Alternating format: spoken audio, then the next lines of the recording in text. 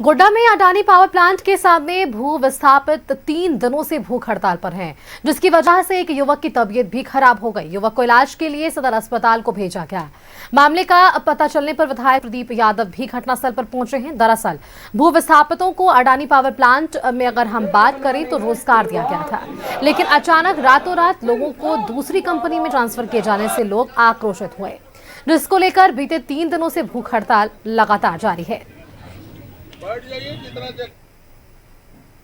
बरगलाए हुए हम लोग हैं, रैयत हैं, जमीन दिए हैं, 5.5 लाख रुपया भी दिए हैं। उसके बाद भी आउटसोर्सिंग कंपनी में हम लोगों को जॉब दे दिया।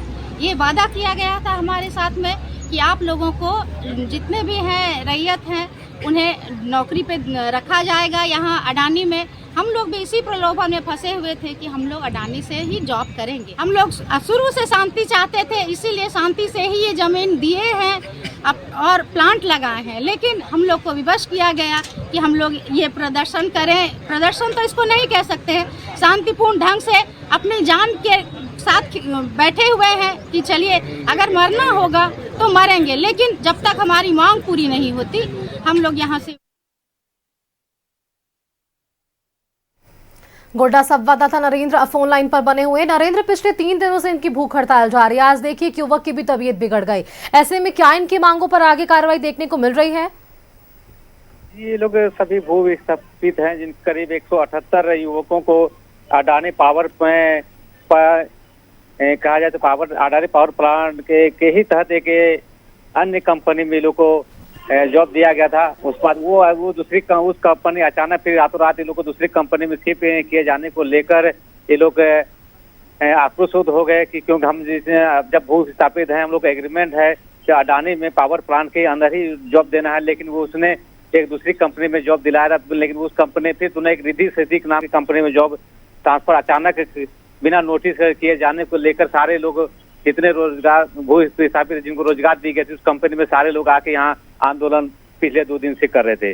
वहीं से नौकरी की मांग को डिमांड को लेकर 3 दिनों से वो लोग भूख हड़ताल पर उतर गए थे।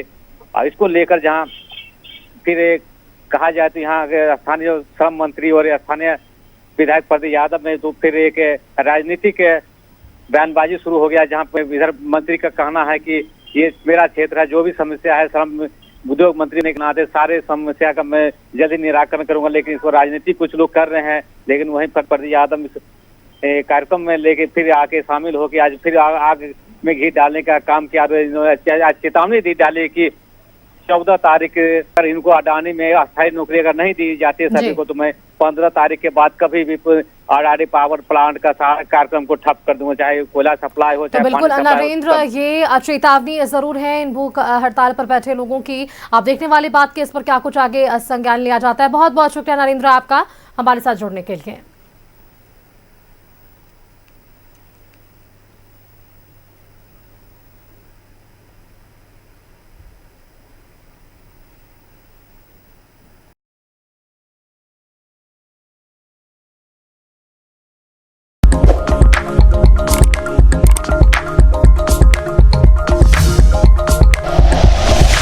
Like and share videos, subscribe करें हमारा चैनल और प्रेस करें बेल आइकॉन।